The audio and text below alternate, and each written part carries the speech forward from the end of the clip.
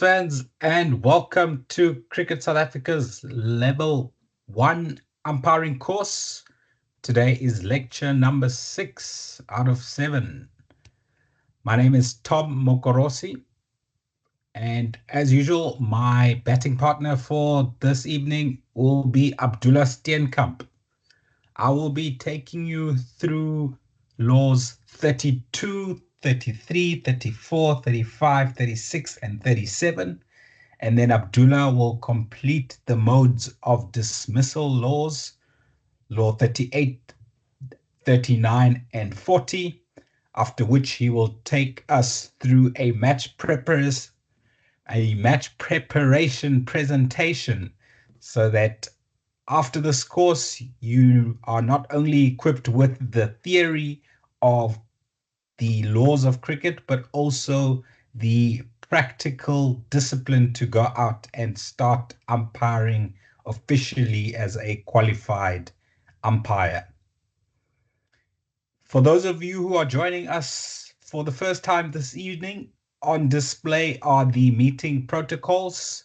Please have a good read of them, and I shall get straight into tonight's action. Law 32 is the first of the modes of dismissal, bold, and we will find out that bold is boss when it comes to modes of dismissal. Law tells us that the striker is out bowled if his or her wicket is put down by a ball delivered by the bowler, not being a no ball, even if it first touches the striker's bat or person. However, the striker shall not be out-bowled if before striking the wicket, the ball has been in contact with any other player or an umpire. So the ball must go straight from the bowler's hand and onto the striker's stumps. It can go via the striker's bat or person, but cannot go past any other player, touching any other player or an umpire. Why did I say that bold is the boss of all modes of dismissals? Law tells us that the striker is out bowled if his or her wicket is put down as above, even though a decision against him or her for any other mode of dismissal would be justified. Let me give you an example to illustrate this point. If a bowler bowls a straight delivery that pitches in line, hits the pad of the striker in line below the roll, and would have gone on to hit the stumps in the judgment of the umpire, that meets the requirements of a leg before wicket dismissal. However, if that ball goes on to hit the stumps after hitting the pad, law tells us that the striker will be out bowled and not out leg before wicket. Even though the LBW dismissal happened first, law tells us that if ever the ball goes on to hit the stumps, then bold will take precedence of any other mode of dismissal that is possible in that delivery. Quick and easy. Bold hardly even requires an appeal. So that's the first wicket taken for this evening. Abdullah, I'm cleaning up on my end. Hopefully I'll leave some wickets for you on your end. Law 33 is caught. Let's watch an animation video to give us the theory behind the law before we go into a little bit more detail. Fair catch. A catch shall be considered fair if the ball is held in a fielder's hand, hugged to the body of the catcher, or accidentally lodges in his or her clothing, helmet, or protective equipment. But of course, this being cricket, it isn't always that simple. If a fielder deliberately uses an item of clothing to try to catch the ball, it is not out, and 5 penalty runs are awarded to the batting side. However, the ball can be caught after it has deflected off the other batsman, an umpire, another fielder, including off a helmet being worn, or even if it lodges in a fielder's helmet. Perhaps the main criterion for a catch to be considered fair is that the ball must not touch the ground before being caught. Here, for example, the ball does not touch the ground even though the hand holding it does so in effecting the catch. This is a fair catch. And then there is the question of catches near the boundary. This is such an interesting subject that we've given it a film all of its own. To catch up on everything to do with catching, simply refer to Law 33 in the Blue Book. Right, so we've seen a little bit of theory there. We now go on to a practical or live match situation where catches were or were not taken. It was in the Ashes series last year between Australia and England, in England. And first we'll get the take of the commentators. Keep in mind that commentators don't always know the law.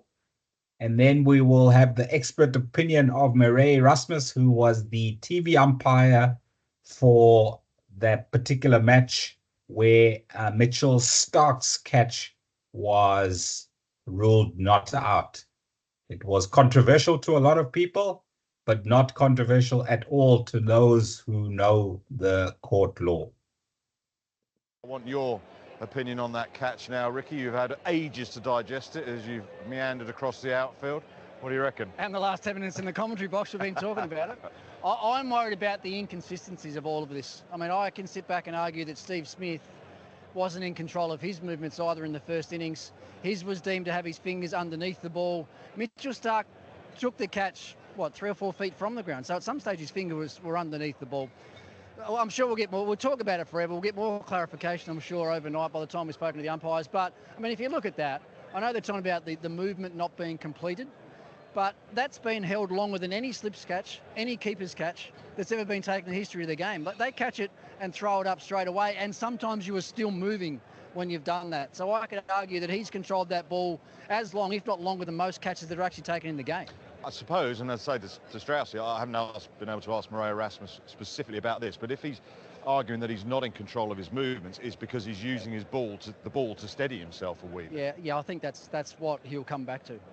But the inconsistency. Was Steve Smith doing the same? I mean, that's what and I think what you'll see with a lot of these is you'll see different umpires interpret that in a different way, I reckon. Right. We'll have a look at the Steve Smith catch then, because you can go through what you mean about having his fingers on the ball and then his movement after. Yeah, well, I mean, I spoke to you this night. That he clearly catches that a long way above the ground. And what he said then, if you look at the way his fingers were underneath the ball, on the bottom side of the ball. The ball then, from what angles that I saw, the ball actually touched the ground, although his fingers were underneath it. As he came back up, the ball came out of his hand. So is he actually in control of the ball? I think Mitchell Starc was in control of the ball longer than what Steve Smith was with his. The question I have, I mean, it's sloppy from Mitchell Starc, isn't it? I think the catch was good, but you don't let the ball just go along the ground like that. He could have easily sort of rolled his body over and made sure the ball did not touch the ground. So it was a 100%. Sloppy bit of fielding in the end. Yeah, cannot argue with that at all. So that's the former players / commentators' opinion. Let us hear the expert opinion on Mitchell Starc's catch and why it was ruled out by TV umpire Murray Erasmus. Exactly what you saw in the third umpire's chair, and just interpret the law for us as you with your thinking process around the catch. Yeah, the law is specific in it says that the fielder has to have control of his body and movement. In that particular case, he was still moving and he put the ball on the ground. Now, if you take that example, and say he was sliding towards the boundary. If he slid into the boundary, we would have deemed it either 4 or 6, depending on if the ball touched the ground before. So there's no difference in our interpretation for the catch. So the key thing is that he only then has control of his body when the movement has stopped, and by that stage the ball has clearly touched the ground. Yes. It was actually quite simple because he actually put the ball on the ground quite early, and then eventually when he came to stop, it was too late. Right, so there's that debate. The Steve Smith catch, also debatable, whether it touched the ground or not. That one was actually deemed to be out by Murray Rasmus as the TV umpire. But what's important for us to know as umpires, as per the law book, it is pretty clear. Law 33.3, making a catch. The act of making a catch shall start from the time when the ball first comes into contact with the fielder's person and shall end when a fielder obtains complete control over both the ball and his or her own movement. As Murray Rasmus mentioned there, Mitchell Starc did not have control of his movement when he placed the ball on the ground, and that is why that catch was ruled not out. I want your opinion on... Are there any runs scored when a striker is out caught?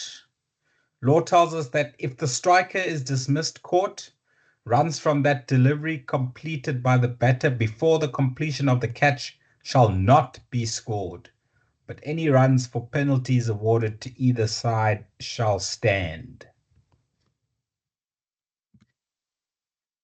I told you earlier that bold is the boss of all modes of dismissal. Court is the small boss, so bold is the big boss and court is the small boss. Why? Law tells us that if the criteria of 33.1 are met, that is the criteria for a fair catch, and the striker is not out bowled, then he or she is out caught, even though a decision against either batter for any other method of dismissal would be justified. So I can give you another example to illustrate this point. If we have a striker who hits the ball in the air towards the bowler in his or her attempt to catch the ball flicks the finger of the bowler. It goes on to hit the stumps of the non-striker while the ball is still in the air. And the non-striker backing up is outside of his or her crease when the ball hits the stumps and the bails fall off. The ball ricochets from the top of the stumps. It is still in the air. It has not touched the ground and loops to mid-off, who completes a simple catch. Even though the run out of the non-striker occurred before the catch was completed, because neither umpire, it would be the bowler's end umpire to adjudicate the run out, the bowler's end umpire has not yet given the non-striker out run out, then the catch shall take precedence and the striker will be out caught in that scenario. I hope that clarifies what the law means when court is to take precedence over all other modes of dismissal except bold. I've taken another wicket, Abdullah. Flying along through the laws. Next law is law 34, hit the ball twice. Let's watch another animation video to take us through the theory of this dismissal. Hit the ball twice. Hit the ball twice and you're out. Unless, of course, you're defending your wicket or it was accidental, in which case you're still in. The striker is out hit the ball twice if, while the ball is in play, it strikes any part of his person or is struck by his bat, and before the ball has been touched by a fielder, he willfully strikes it again with his bat or person. The key word here is willfully. But if this had happened instead, the batsman would remain in. In other words, inadvertent double strikes don't count. The batsman is allowed to hit the ball a second time in order to guard his wicket. He can use his bat or almost any part of his body. He cannot, however, use a hand that's not holding the bat. The only time you can't use your bat to hit the ball twice to defend your wicket is when it would prevent a catch. The batsman can also hit the ball a second time in order to return it to a fielder, as long as a fielder has given him permission to do so.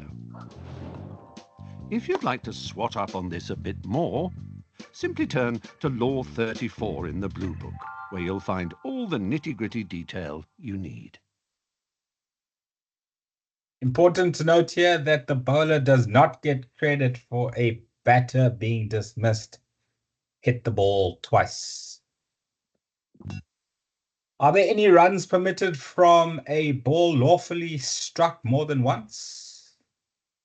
Law tells us that when the ball is lawfully struck more than once, if the ball does not become dead for any reason, the umpire shall call and signal dead ball as soon as the ball reaches the boundary or at the completion of the first run. The umpires shall delay the call of dead ball to allow the opportunity for a catch or a run out to be completed by the fielding side. So no runs are allowed. The umpire shall call and signal dead ball, disallow all runs to the batting side, return any not out batter to his or her original end, and always we need to signal and acknowledge no ball. No ball will always count if a delivery is bowled as a no ball. We can also award 5 penalty runs applicable to a scenario, except for if the ball went on to hit the helmet belonging to the fielding side placed behind the wicket keeper. That 5-run penalty will not apply if the ball has been struck lawfully more than once.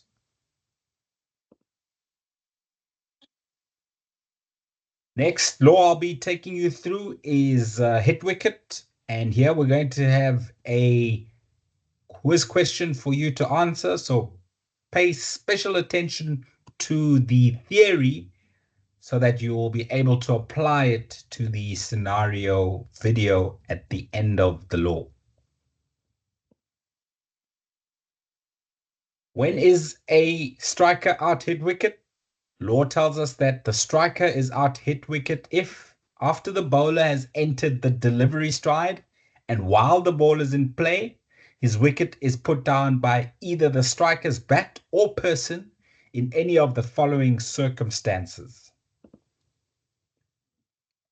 In the course of any action taken by him or her into preparing to receive or in receiving a delivery.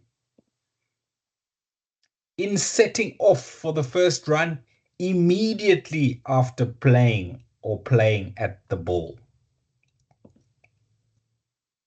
If the striker's bat or person puts down the wicket, if no attempt is made to play the ball in setting off for the first run, providing that in the opinion of the umpire, this is immediately after the striker has had the opportunity of playing the ball.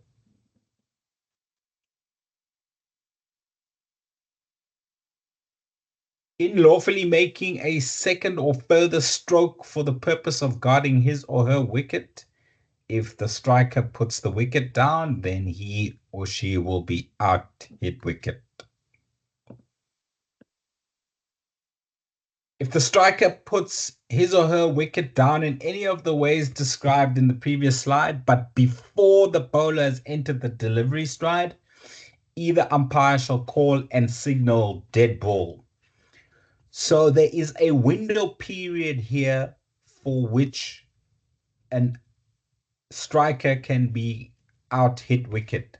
The window period starts when the bowler enters his or her delivery stride. That is when the back foot of the bowler lands, and the window period closes immediately after the shot has been played, or if there is no shot played. So if the batter left the delivery, then it closes immediately after the opportunity to run. So that opportunity to run needs to be immediately after the shot is played or the ball is left.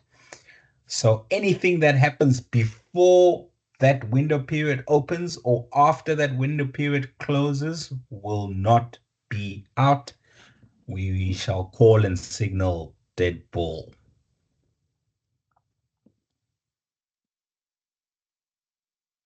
So let's look at other scenarios when the striker will not be out hit wicket. Law tells us that the striker is not out under this law in any of the following circumstances. If it occurs after the striker has completed any action in receiving the delivery. Okay, so once the striker has played at the ball and has not immediately set off for the run, and only then puts down his or her wicket, then it is not out. If it occurs when the striker is in the act of running other than setting off immediately for the first run.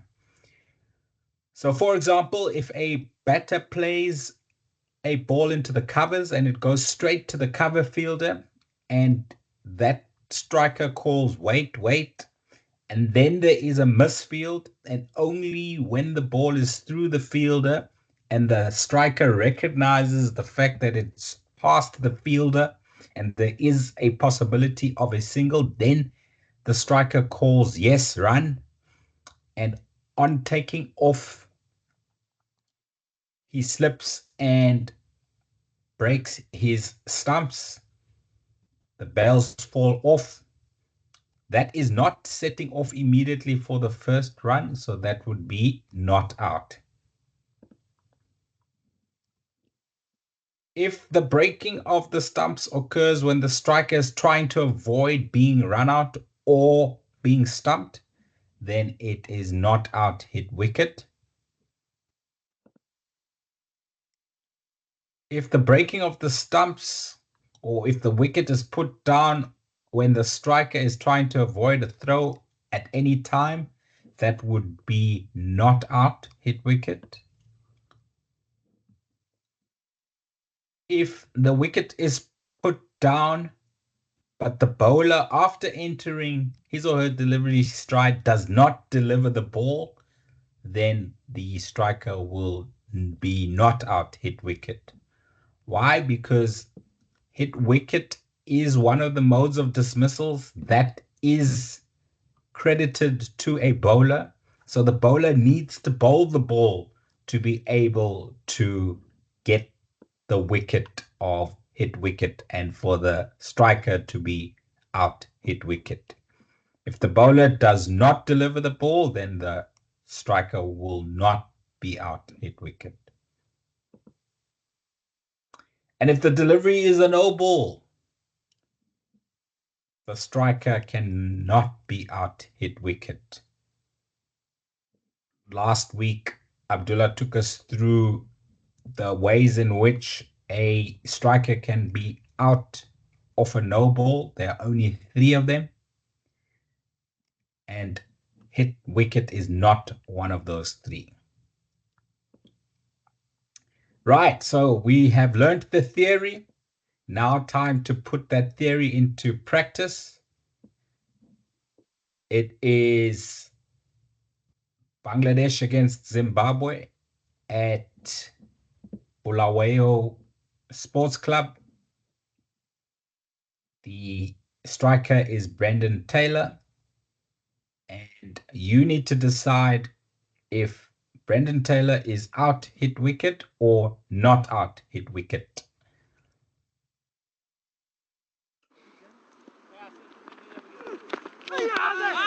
Well bowled. That's what can happen when you're set and you think the pitch is behaving very nicely. End of the over. Now what has happened here? Well, has he somehow touched the stumps? What's going on here? One of the Brendan Taylor, I think, after he's played the shot, has knocked the bails off with his bat. Now, I didn't see what was happening. I just heard it in my ear. And Shakib Al Hassan has gone and appealed to Murray Erasmus. So discussion going on between those two men. Be interesting to see what happened here, actually.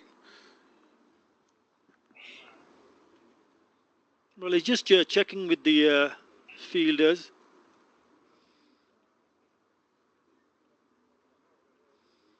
And we're not too sure, but the bails were off. One of the bail. Let's see what has happened. He's fine. It's a legal delivery. It'll be a big blow if Brendan Taylor departs in that fashion. Nothing. What does he do? Oops, that's gone. That's gone. He cannot believe his luck. I thought it's going to be his lucky day today. Okay, you've seen it once. I'll show it to you one last time, that slow motion replay. And you need to type into the chat box, quiz question 35.1, out, or 35.1, not out. Let's have a look again. Let's see what has happened. He's fine. It's a legal delivery. It'll be a big blow if Brendan Taylor departs in that fashion. Nothing. What does he do? Oops, that's gone. That's gone. So the commentator has made up his mind. Is he right? Is he wrong? It's up to you to decide. You are the TV umpire. I've sent it upstairs. And Abdullah and I are appealing for our third wicket of the evening. Let us know what you think. 35.1 out or 35.1 not out. Please type into the chat box now. We will discuss it after the presentation this evening. Law 36. I'm still looking for more wickets here, Abdullah. And leg before wicket is quite often the most controversial of all decisions every Saturday. Let's have a look at what the law has to say via another animation video. Leg before wicket. LBW.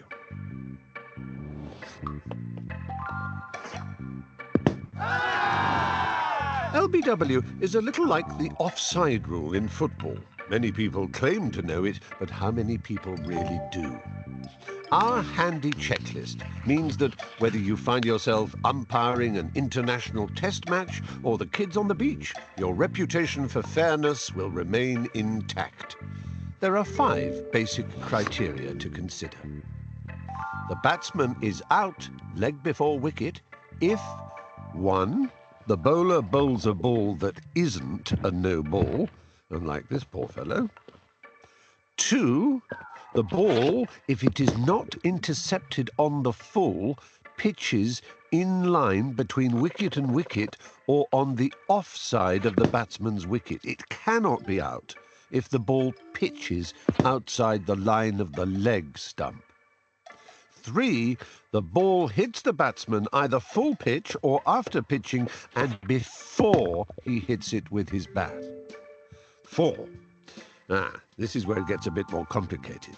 If the batsman was making a genuine attempt to play the ball, the point of impact must be between wicket and wicket for LBW to be an option. However, if the batsman has made no genuine attempt to play the ball, the contact must either be between wicket and wicket or outside the line of the off stump.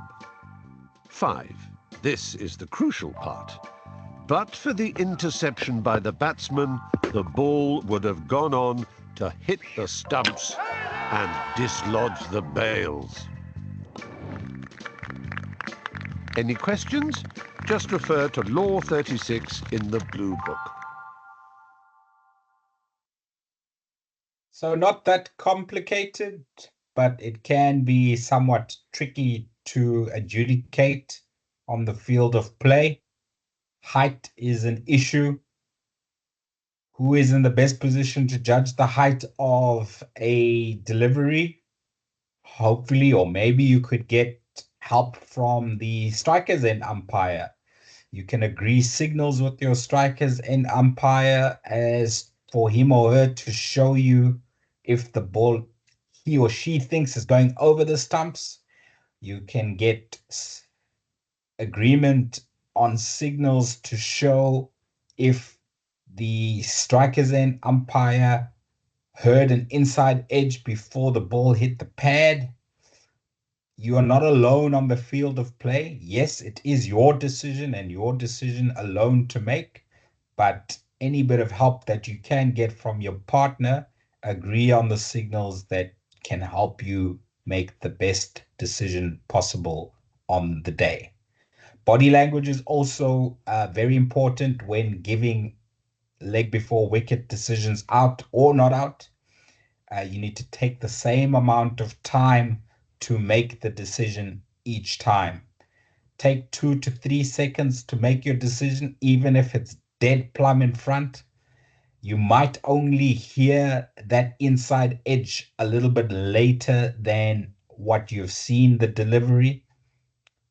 So take your time, look calm, even though your heart would be beating a lot faster as soon as an appeal goes up for LBW.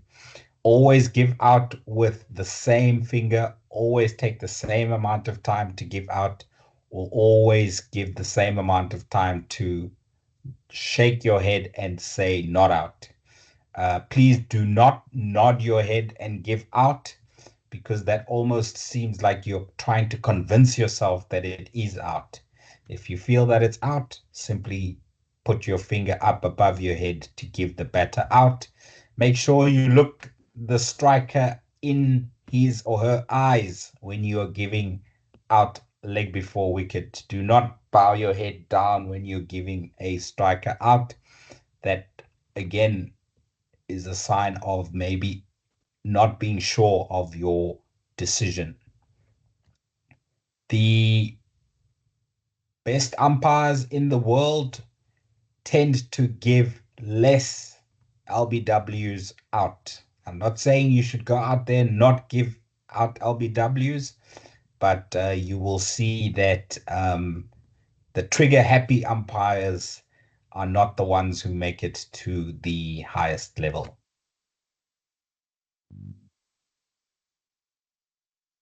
So these are all the points that we need to consider before giving out a leg before wicket decision, similar to the checklist that was displayed in the animation video.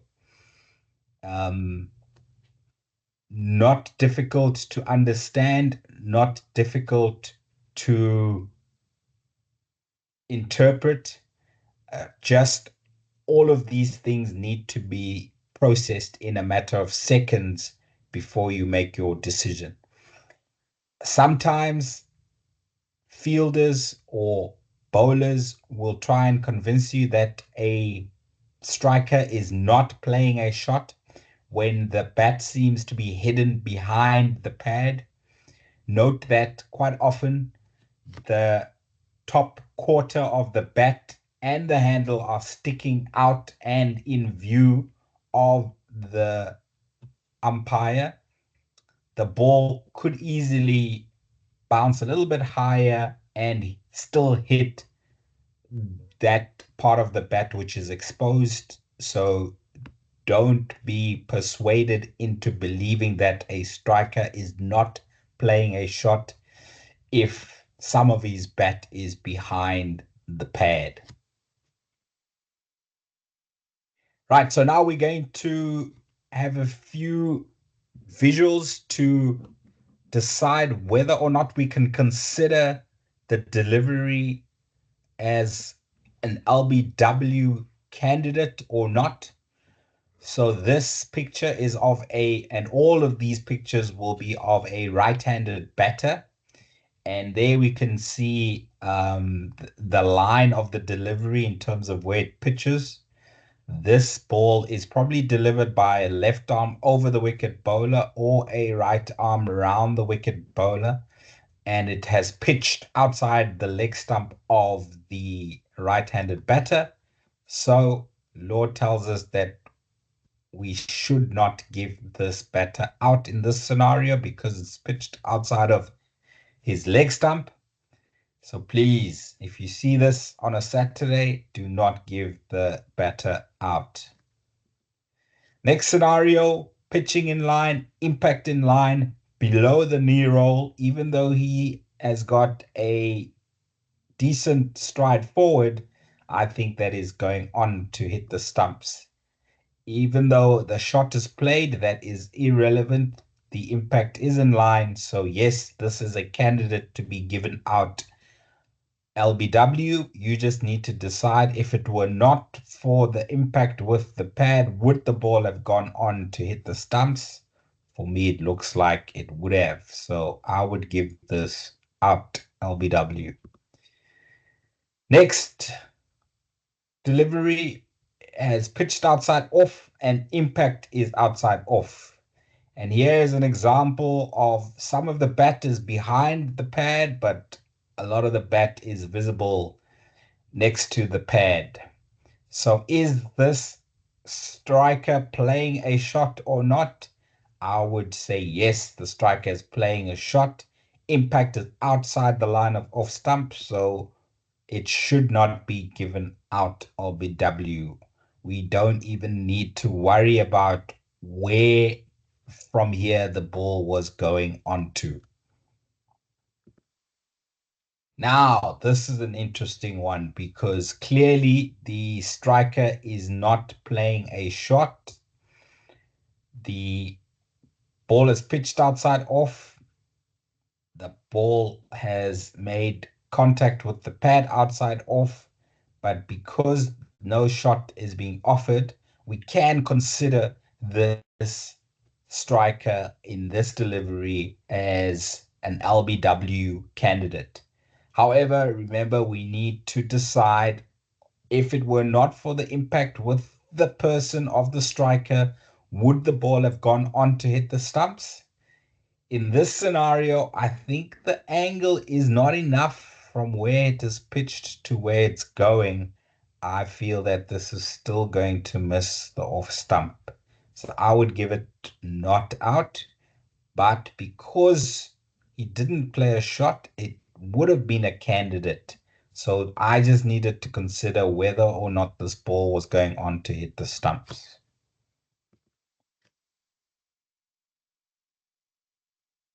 This is pretty straightforward. Pitched in line, impact in line, below the knee roll, going on to hit the stumps. Out LBW. Is this a candidate? Where has the ball pitched? The ball has pitched pretty much on leg stump, and the impact is pretty much on off stump. So, yes, pitching in line, impact in line. This striker is a candidate to be given out LBW. However, we need to consider the last thought in our process. Would the ball have gone on to hit the stumps? If I look at the trajectory of the ball, having pitched on leg stump and the impact being on off stump, he's got a good stride in. For me, I think the angle is taking it away from off stump. So this ball will probably, if there was a fourth stump, it would hit that stump outside of the off stump. So I would give this not out, LBW. Even though he's a candidate, I don't think it's going on to hit the stump. So not out would be my call. What about this one? This is probably a right arm off spinner, pitching the ball far outside off stump, turning and hitting the striker on middle and off. Good stride in, about a meter outside the popping crease. So this ball still has 1 meter plus the 1.22 meters between the popping crease and the stumps to travel. So that's 2.22 meters that the ball still has to travel. At this angle, I am quite sure that ball will miss leg stump by quite a distance. So I would give that not out. Okay. What about this delivery? Pitched outside off, impact on off stump. So he is a candidate for LBW. However, what is the last question we need to ask ourselves? Would the ball have gone on to hit the stumps? Here we see he's got a fairly good stride in, and the ball has hit the pad at the top of the flap, which is pretty much stump height already at this point. And again, the ball still has to travel a good 2.34 meters. So I think this ball is going to go over the stumps. So I would give it not out.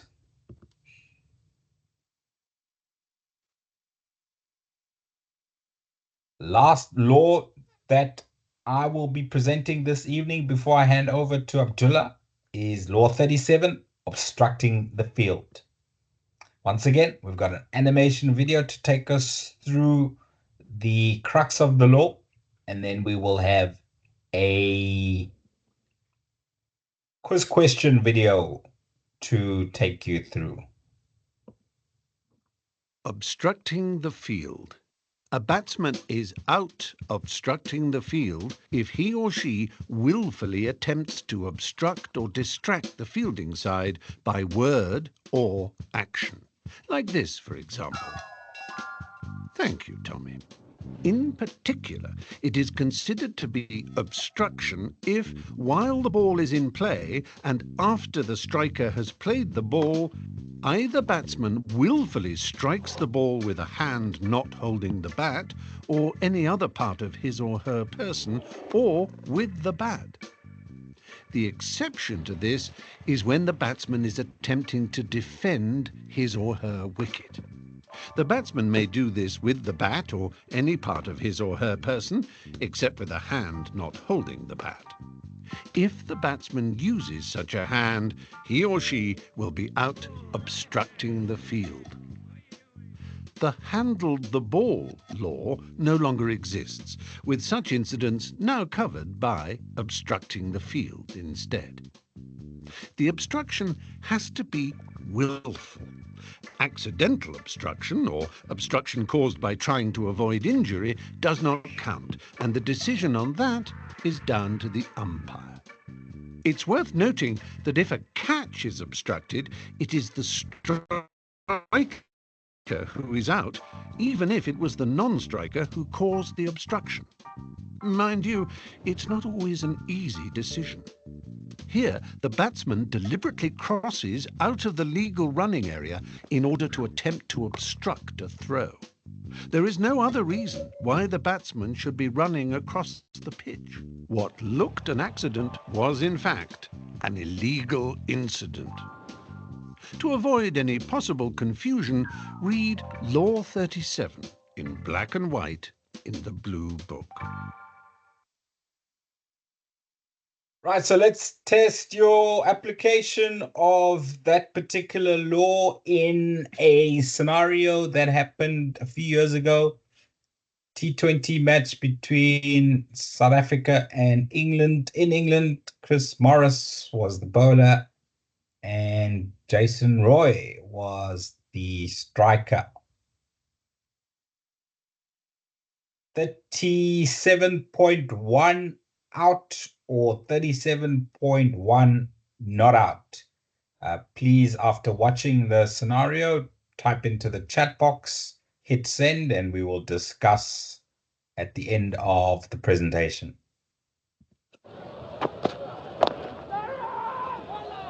Oh, danger, danger. Now then, what have they done here?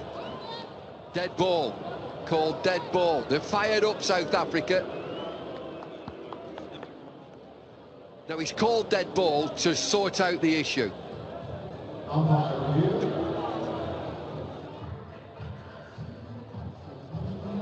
Well, he's gone across to the other side of the pitch, and that'll be something umpires will take into consideration. He's on one side, gets over the other side. He's not looking at the ball strikes him. Would he have got in? That is all I'm showing you. 37.1 out or 37.1 not out. Please enter your answer to the quiz question into the chat box, and we shall discuss at the end of Abdullah's presentation. Abdullah, I've claimed a few wickets there. I think I've got us about 4 wickets in my spell. I'm handing the ball over to you. Let's see how many more wickets you can claim for the team. Over to you. Good evening to you. Good evening to you, Tom, and good evening to the rest of the attendees. Thank you for leaving some wickets for me. I do have my fast bowler spikes on, and I'm definitely cleaning up the tail. So I'm going to cover the rest of the modes of dismissals. There are 3 left. Just give me a second. Let me see my screen. And we will kick off with the run-out law. So when is either batter out, run out? So either batter is out, run out while the ball is still in play. Either of the batters is out of their ground, and the wicket is fairly put down by a fielder. So these are the 2 conditions for either batter to be given out, run out. Either batter needs to be out of the ground, and the wicket needs to be put down by any of the 11 fielders on the field, including the bowler, including the wicketkeeper. They all classified as fielders. And we mentioned in our previous lecture that a mode of dismissal of a no ball is run out. So even though a no ball has been called, you can still be given out run out. And then lastly, it is irrelevant whether a run is attempted or not. When it comes to the run out law, the only 2 conditions that you need to look at is the either batter out of his or her ground, and was the wicket fairly put down by the action of the fielder. So these are the 2 criteria that you need to take into account. So this is when a batter is out, run out. When is a batter not run out? Firstly,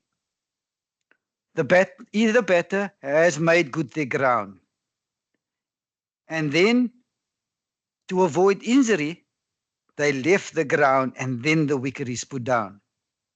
I'll give you an example just to illustrate this. The striker hits the ball down to fine leg. The ball goes straight to fine leg and they jog through for a single. The non-striker made his or her ground at the now striker's end. Whole body is behind the popping crease. As the throw comes in from fine leg, the non-striker sees the ball coming straight at his or her head, then to avoid injury, the ball hitting the non-striker's head, the non-striker then give away, leaving the crease to avoid being hit by the ball. The keeper then collects it and takes off the bails and then appeals. Strikers in umpire needs to turn down this appeal. And the reason for turning down this appeal is initially the non-striker made good their ground. The non-striker only left the ground to avoid injury, i.e. in this case to avoid being hit by the ball. So this is now the only instance where, in this instance, a batter needs to, or non-striker needs to be given out, not out, run out. Made the ground, only left it to avoid injury. Secondly, batter also not run out if it was not touched by a fielder. After the striker hits the ball, there needs to be contact with any fielder, any of the 11 fielders. If there's no contact with any of the 11 fielders and it goes against the stumps and there's appeal, you need to say not out. And your reason is it was not touched by any of the fielders. Just an example of this, bowler hits the ball straight back, striker hits the ball straight back down the wicket. The bowler puts out a hand, but does not make contact with the hand. There's no touch by the bowler. And then it went into the stumps at the non-striker's end. And the non-striker is half a meter outside the crease. The fielding side will appeal. In this scenario, you will say not out. And the reason is, yes, the ball went against the wicket. Yes, the non-striker was half a meter outside the ground. But the ball was not touched by a fielder. That's why this is not out. If it was touched by the bowler, you would have given this out because the non-striker was half a meter outside the crease. So it needs to be touched by a fielder. So in another scenario, if you can visualize this, striker hits the ball straight down the pitch. It then goes against the non-striker. Let's say it hits the foot of the non-striker. And from the foot of the non-striker, it then ricochets onto the stumps and the non-striker is half a meter outside the crease. I promise you the fielders will appeal. And what is your answer going to be? Your answer is going to be not out. And the reason for not out is, yes, the ball went against the wicket. Yes, this non-striker was half a meter outside his or her ground, but the ball was not touched by a fielder. Yes, it was touched by the non-striker, the other batter. The law's clear. It must be touched by any of the 11 fielders. If you touch the non-striker and ricochets onto the stumps, non-striker short of the ground, not out. Even if it goes against the umpire and ricochets onto the stumps with the non-striker short of the ground, still not out. It was not touched by a fielder. Another instance where the batter is not run out. When a no ball gets called and the striker is out of their ground, not attempting a run, and the wicket is fairly put down by the keeper without any intervention by another fielder. So as soon as no ball is called, and let's say, example, the spinner bowls a front foot no ball, bowlers in umpire calls no ball for spinner overstepping the or nothing behind the popping crease. Batter double steps, trying to get to the pitch of the ball, misses, keeper collects the ball and take off the bails. There will be an appeal. The Your strikers and umpire will say not out. The keeper will say, how's it for stumping? Our strikers and umpires will say not out. The reason for not out is you cannot be stumped off a no ball. There's only three modes of dismissal of a no ball, and stumping is not one of them. If the fielding side should ask, yeah, but then what about the run out? In this instance, and only in this instance, when a no ball has been called, the striker did not attempt a run and the wicket was fairly put down by the wicketkeeper, the striker gets immunity from being run out. Only in this instance. What happens when the non-striker leaves his or her ground early?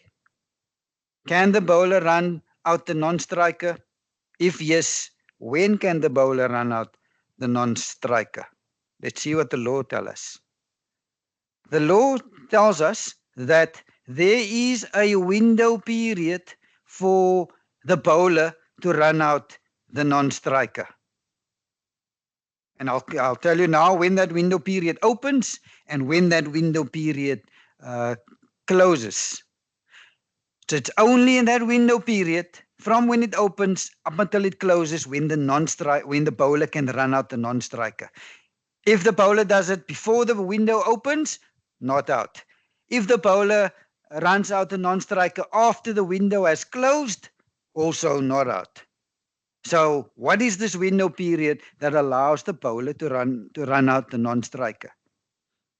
So the law tells us the window period opens as soon as the ball comes into play. When does the ball comes into play? As soon as the bowler gives his or her first step. That is when the ball comes into play. That is when that window period opens. So from that moment, as soon as the bowler gives his or her first step, that is when the window period opens. And from that moment, after taking that first step, the bowler can, from that moment already, run out the non-striker. When does that window period closes? The law guides us by telling us it closes when the bowler would normally have been expected to release the ball. We're going through the theory now. I do have 2 video clips that will explain perfectly how the law works and how the window period works. You just need to keep in mind that the window period opens as soon as the ball comes into play, i.e. that the bowler gives his or her first step, and it closes when the bowler reaches that point where they normally would have been expected to release the ball. We'll get to the videos in a slide or 2 that will show exactly how the theory works. Let's first look at this video, and I'll also show you 2 actual videos that happened, one in international and one in the BBL. Running out the non-striker. Running out the non-striker occurs when a bowler runs out a batsman who has strayed too early out of the popping crease by removing the bails. It is a much debated form of dismissal, with some suggesting that a warning should be given. However, leaving his or her ground early is an attempt by the non-striker to gain an unfair advantage, and it puts a batsman at risk of getting out. The law doesn't require the bowler to give a warning, and he or she is entitled to run out the non-striker until the moment when he or she would normally have been expected to release the ball, in which case it's perfectly fair for the bowler to run the non-striker out. For more detail on this perfectly legal practice, see Law 4116 in the MCC's The Laws of Cricket. So let's look at an actual scenario that happened in an international game between India and England last year. So what you need to take into account is, and what you need to ask yourself is, there's going to be an attempt to run out the non-striker. did the bowler run out, or there was the attempt within that window period? When does the window period open? It opens when the bowler takes his or her first step. And when does that window period closes? It closes when the bowler reaches the point where the bowler normally would have released the ball. So let's look at the clip. No.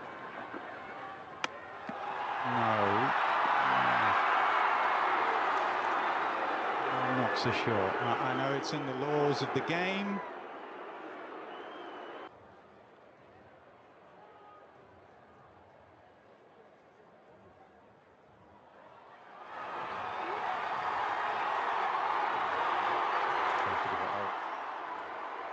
I'm ready with my decision for the big screen.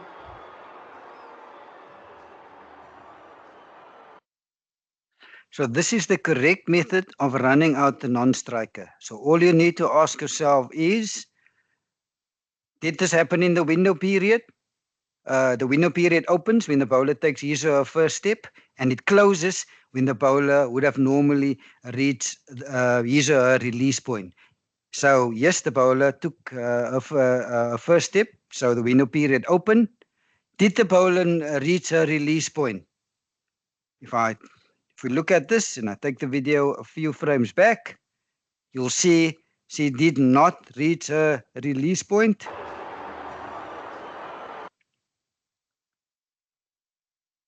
Big screen.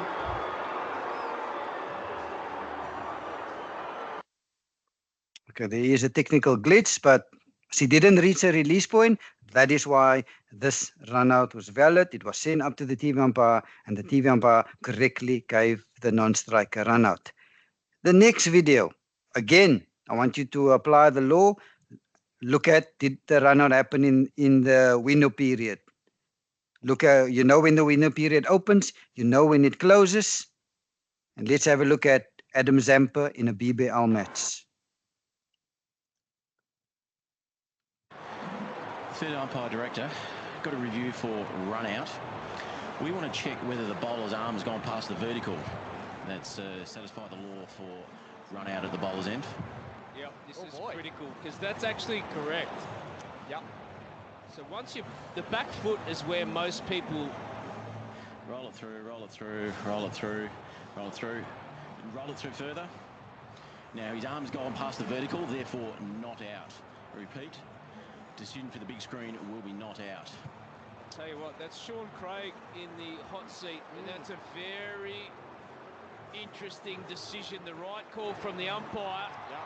Well, Correct decision by the TV umpire, because Adam Zampa went past his release point and then he took off the bails. So that window period closed. As soon as Adam went past that release point, that window period is now closed, and hence, once it's closed, you cannot run out the non-striker. Penultimate law that I'm covering tonight is the stumped law. Let's look at a video. Stumped. All batsmen fear being stumped, and all wicket-keepers dream of stumping batsmen. So let's be clear about the law. The only player who can stump a batsman is this fellow, the wicket-keeper. A stumping can take place provided that the ball is not a no ball. You can be stumped off a wide, however. Here, for example, the batsman has moved out of his or her ground to play the ball, but has missed it and has not attempted a run. The wicket is fairly put down by the wicket-keeper without the intervention of another fielder. When all these conditions are met, the batsman will find that he or she has indeed been stumped. It's also okay for the ball to rebound onto the stumps off any part of the wicket-keeper, including his or her protective equipment or helmet. If it is a no ball, the batsman will not be out-stumped and is also protected from being run out as long as he or she is not attempting a run. Don't be stumped about stumping. get a copy of the Blue Book and study Law 39.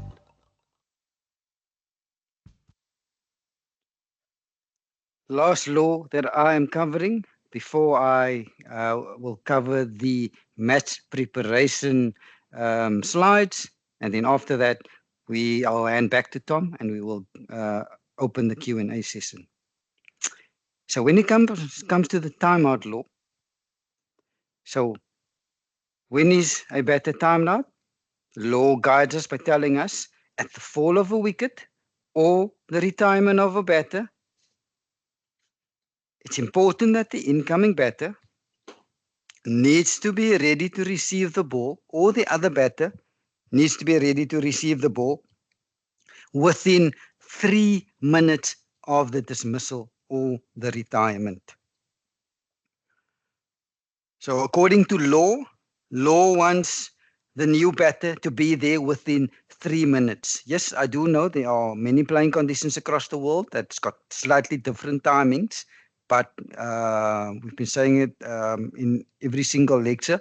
For the purpose of this particular course, we're covering the laws of cricket, and according to the laws of cricket, the incoming batter needs to be ready within 3 minutes. And if the incoming batter is not there within 3 minutes, and if there's an appeal, incoming batter needs to be given out, timed out. Bowler does not get credit for this wicket. So that is all that I'm covering. We've covered all the 9 modes of dismissals. I'm now going to just reshare my screen. I'm now going to cover the match preparation slides. So when it comes to how do you prepare for a match, this is now, and we'll start the day or two before the match. We'll cover the dress code. We'll cover the equipment that you need to use. What do you do before the game starts? What do you do when you get there? We'll cover this in the next 4 slides. So when it comes to dress code, in the local association here in the Western Cape, Cape Town, South Africa, we get sponsored ads. So it's important that you do need an ad. Cricket is a summer sport. You need to cover, make sure that your head is adequately covered. So you need a cap and preferably a clean headband. Clean and iron sponsored shirts. We also get sponsored shirts here in the local Umpires Association. Make sure that your shirt is ironed and clean. Get you a comfortable fitting black pants. Get yourself a predominantly white pair of shoes and socks. I prefer a running shoe. For me, that is most comfortable. As long as you stand on your feet from 10 till 6 in the evening, you just need. That's why for me it is important that my feet needs to be comfortable. And the most comfortable shoes for me are running shoes. I do know other umpires do prefer other shoes. I do know some umpires stands in batting spikes. That is comfortable for them, no issue. But what's comfortable for me is a pair of running tackies.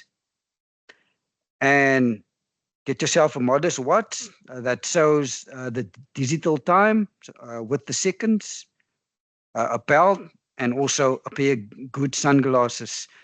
Your eyes take a lot of strain during the day. There's lots of glare. You need a pair of sunglasses while you are standing on the field. So it's important that when you dress, you need to be neatly dressed. You need to look like an umpire. That's the first impression that you make when the player sees you. If you're a new umpire, when you get to the field, the player sees you, they need to see, oh, the umpire looks, clean, neat, cleanly shaven, albeit neatly trimmed, yes, and in neat, shirts iron, looking neat. If you need to look the part.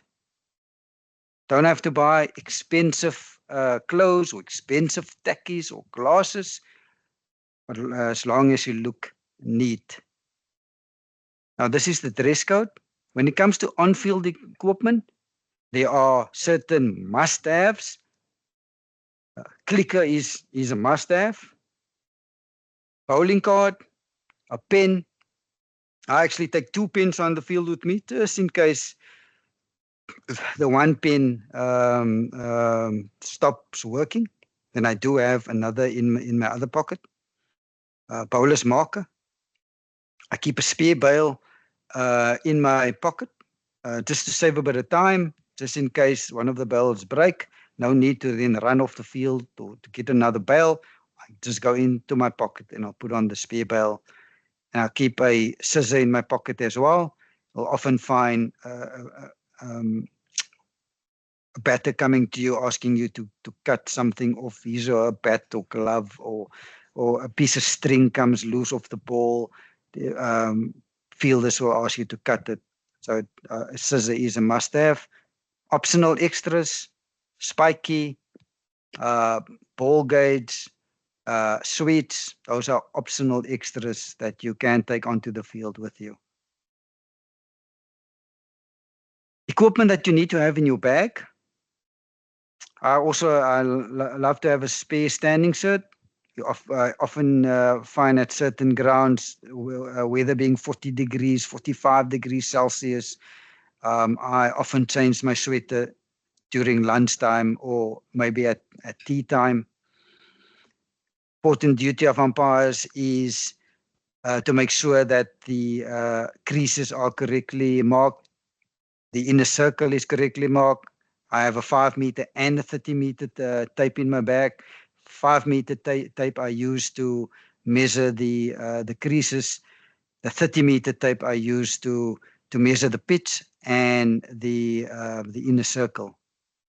I keep a law book in my bag, a copy of the playing conditions, team sheets, captain's reports, violation reports, spare ball, sunscreen, very important. Always put on sunscreen. And I do keep a toilet roll in my bag, just in case. Some additional extras or optional extras, eye drops. I love to smell nice, so I always have deodorant in my bag. I spray myself before I go onto the field. At lunchtime, before we go on, I do another spray, some more. Tea time, before we go onto the field, I'll spray some more. Sunscreen and lip balm, I'll definitely put on the morning, lunchtime, as well as tea time. If you have special dietary requirements, a lot of the fields sometimes don't cater. For if you do have a special diet, then bring your own lunch. Pre-match duties. It actually starts before the game. Let's say your game is on a Saturday. So what I tend to do is I'll go to the local nets before the game starts. There's Tuesdays and Thursdays there are net practice here, the local club that's close to me. I'll go to the nets. I'll go over my playing conditions the Thursday and the Friday evening. I make sure I go to bed early the Friday evening. If it is a new field that I'm going to, I do make sure that I do know the directions of the field and how long it will take me to get there. I also make sure that I do pack my own bag. Yes, my lovely and beautiful wife do iron my clothes, but when it comes to packing my bag, I do pack my own bag. And to make double sure that I've got everything in my bag. And if possible, you can complete your captain's report and team sheet by putting in the names of the captains and the teams on the report and the team sheet.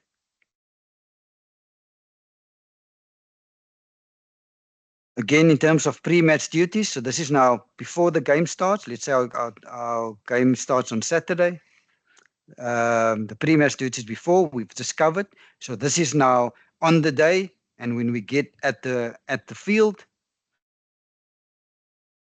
the law tells us we need to be at the ground 45 minutes before play starts. Locally here in Cape Town, the playing condition states that you need to be at the field 60 minutes before play starts. But for the purpose of this course, don't follow this playing condition. It speaks about an hour or 60 minutes. It's according to law, you need to be at the field 45 minutes before play starts. It looks so good if you always work as a team. Players pick it up quickly if you don't work together as a team. So it looks good. You wait for your partner. You both get there an hour before play start. And now together you go and you do your field inspection. You do your pitch inspection. You do your measurements.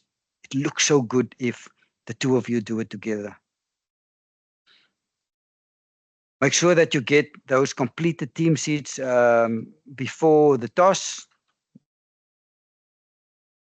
Double check with the captains that you do have the correct balls. Ask them to give you the balls. Make double sure that the correct balls are used for this particular match. If there are overhanging trees or rugby poles inside the field of play, make sure that you discuss this with both captains before the game starts. Captains, and usually what we do is we go with the custom of the home ground. So we'll go to the home captain and we'll ask the home captain, Captain, what is your usual custom? I see there's rugby poles inside the field of play. What is the custom at this ground when it comes to those rugby poles?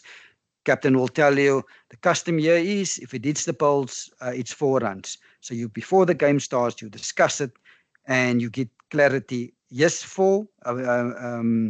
The visiting captain, custom here is 4. We're all on the same page. We confirm that with the scorers as well. Scorers, if it hits the poles, 4 runs. If there's any special conditions affecting the game, you need to discuss that as well. Synchronize your watches.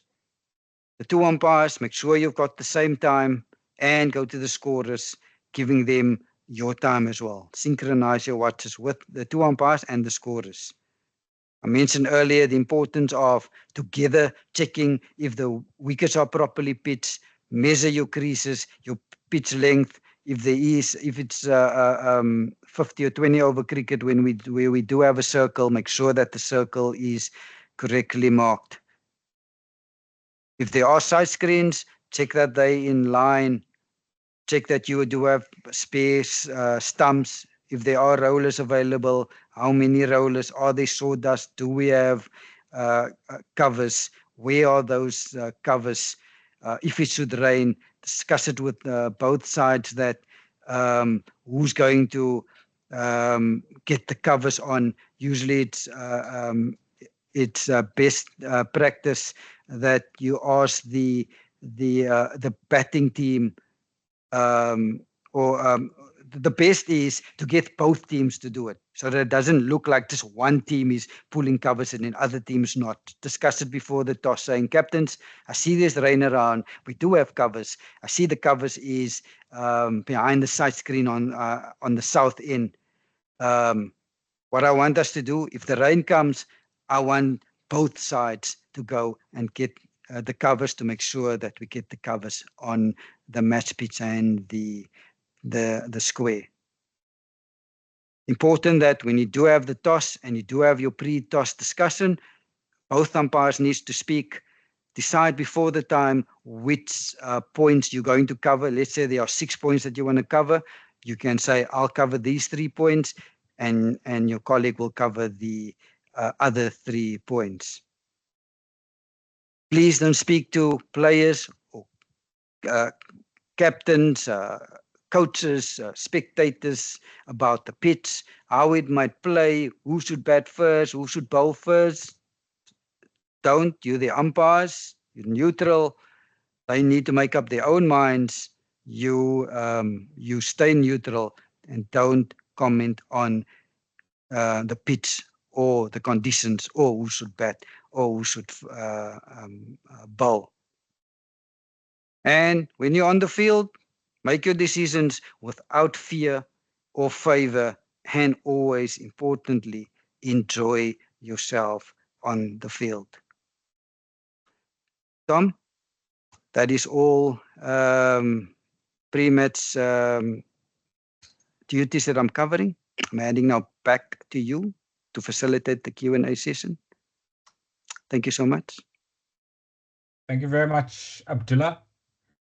I'm not sure if you were sharing a presentation there, but I didn't see one. So what I will do is I'll make sure that tomorrow when I send the link for the recording of this session, I will also attach the match preparation presentation. Yes, Tom, I did see my screen, but obviously it didn't show. Yeah, I do humbly apologize. I did show slides, but yes, please share it with the attendees when you send out the email tomorrow. I apologize for that my screen wasn't showing, but I was reading off the slides, yes. No problem, Dula. We were enjoying the sight of you in action with that great bowling action that you have got. So moving to the chat box where I have asked once again a couple of quiz questions during my presentation. So the first presentation was the Brendan Taylor appeal for hit wicket. The commentator, who is Bangladeshi, was quite adamant that Brendan Taylor was out hit wicket. So I posed the question to all of you as to whether Brendan Taylor should have been given out hit wicket or should be not out hit wicket. And the important point to consider there is, has Brendan Taylor completed the shot or not? So remember, the law states that the striker is out hit wicket if after the bowler has entered the delivery stride and while the ball is in play, his wicket is put down in the following circumstances. Circumstance number 1, in the course of any action taken by him or her in preparing to receive or in receiving a delivery. Okay, so the question is, has he completed receiving that delivery when he puts his wicket down? Now, the shot that Brendan Taylor was playing is nowadays commonly referred to as the ramp shot. Okay, so the ramp shot is up here, and if there is a follow-through, I think the follow-through just goes down to the side of his body. There was a little backswing afterwards that hit the stumps and dislodged the bail. Was that part of the ramp shot? I haven't seen any coaching manual which has the ramp shot in it, Abdullah, but I think if there was a ramp shot in a coaching manual, I don't think the follow-through would end up with the top hand of the bat swinging back towards the stumps. So in my opinion, Brendan Taylor had completed his shot by the time that he put the stumps down or broke his wicket and dislodged the bail.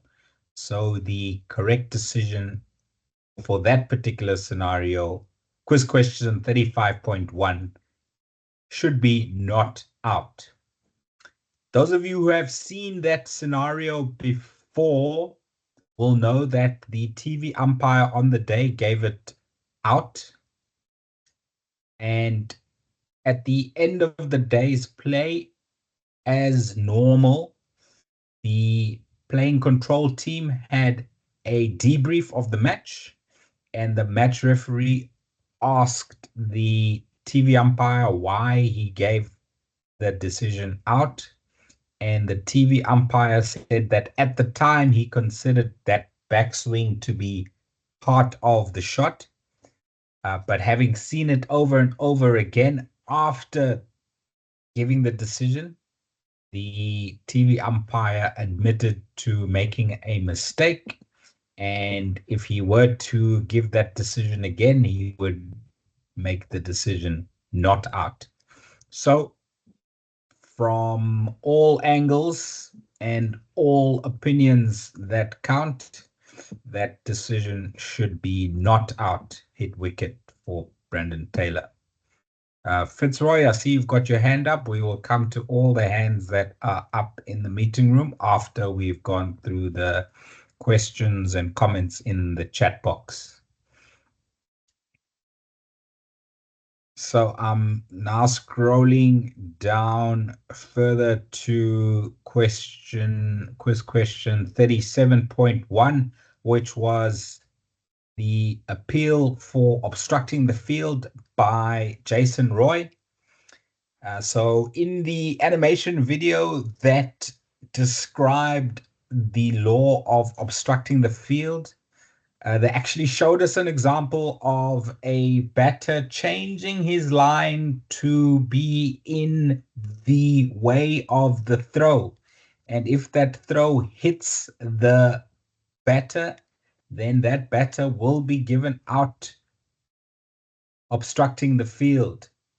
There is no reasonable cause for him to change his line. There was no reasonable cause for Jason Roy to run across from one side of the pitch to the other side of the pitch. The quickest way to make good his ground back at the non-striker's end was to turn around and go straight back. And you will see in the video that he actually looked up at the fielder before getting into line of the throw. So that was definitely out. It was given out on the day by the TV umpire, and that was the correct decision. Jason Roy obstructing the field. Those are the two quiz questions that I gave you to answer. Well done to all of you who got both of them correct. We've got a question from AJ. AJ says the batter hits the ball in the air, which has been caught by a fielder. Meanwhile, the batter had broken the wicket by his feet while receiving the delivery. Is the batter out caught or is the batter out hit wicket?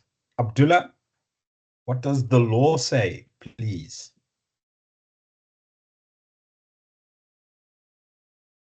Abdullah, are you still with us? There, welcome yeah. No, I'm still here. I'll just put it on my camera. So AJ, I'm going to give you good practical advice how to handle this on field as well. So the striker's end umpire needs when the ball gets hit into the air. Yes, the batter did step on his or her wicket while the shot was playing. The striker's end umpire should delay his or her decision of hit wicket.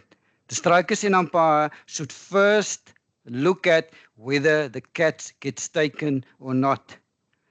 If the catch gets taken, the striker's end umpire can then leave his or her hand down, and the striker will then be out caught.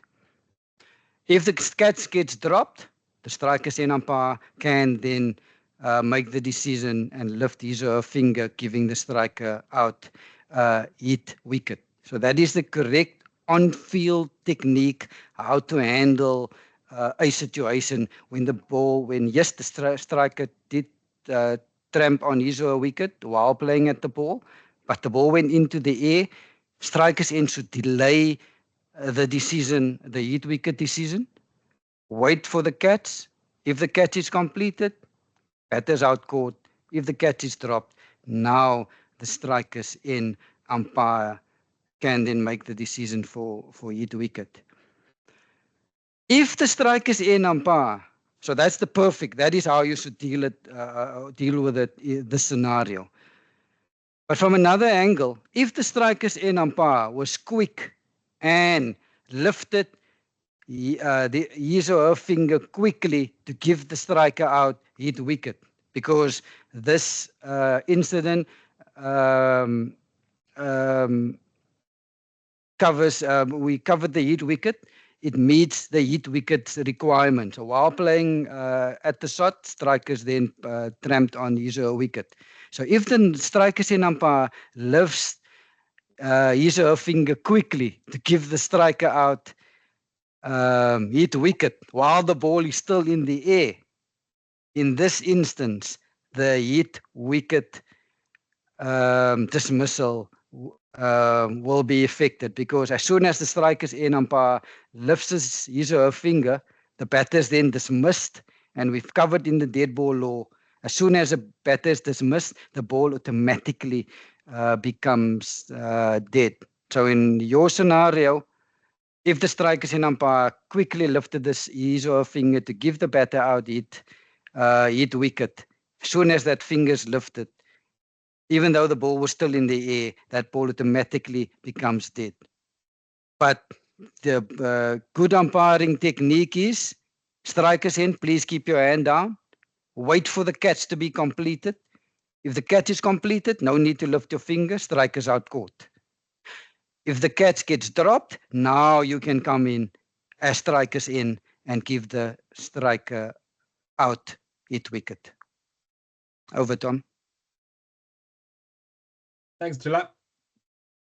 Next comment that isn't referring to the quiz questions is from Fitzroy. It says, for clarity and benefit of the viewers, can you please show the referred videos? So Fitzroy, I shall do that. 35.1 was the hit wicket appeal against Brandon Taylor. So I'm going to play it once. Bear with me while I share my screen.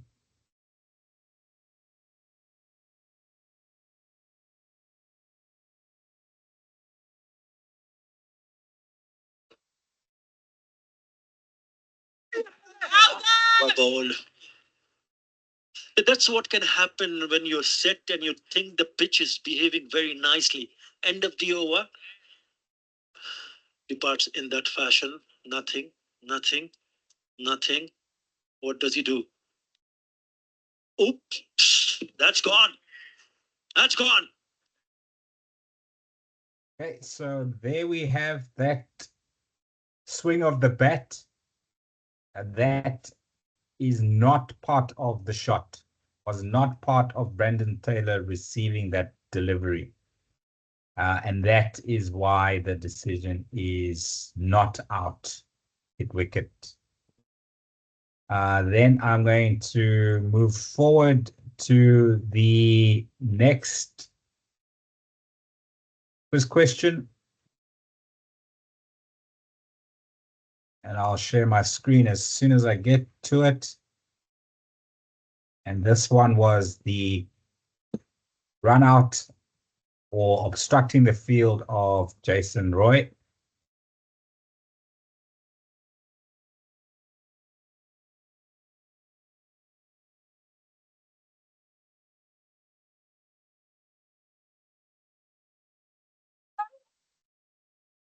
Oh, danger, danger. Now then, what have they done here? Dead ball. Called dead ball. They're fired up, South Africa. Now he's called dead ball to sort out the issue.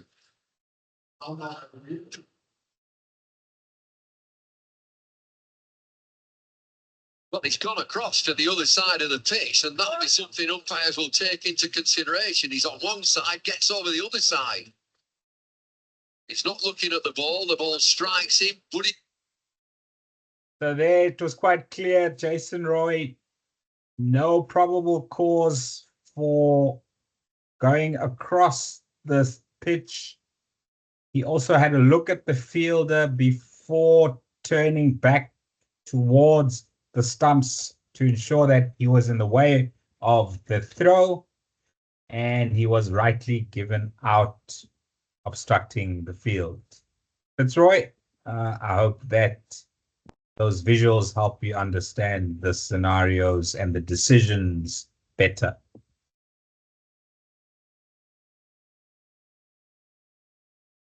Aviwe, you're right. The commentators don't always know the laws.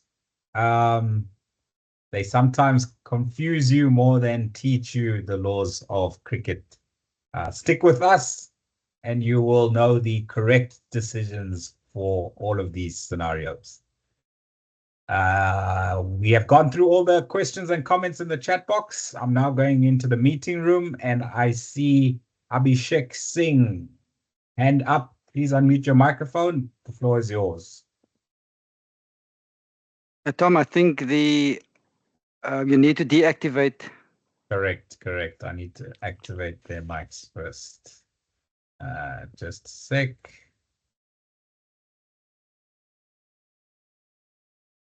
In the next few seconds, you should all be able to activate your microphones. So, Abhishek, please go ahead.